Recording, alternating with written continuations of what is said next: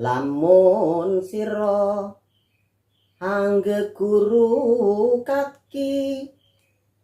amilya manungsa kang nyata ingkang becik martabate sarta kang weruh ing kukum kang ibadah sarta mirangi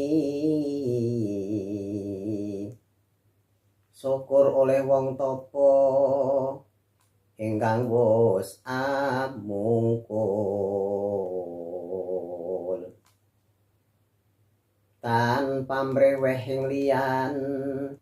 iku pantes sira guranana kaki sartane kawruhana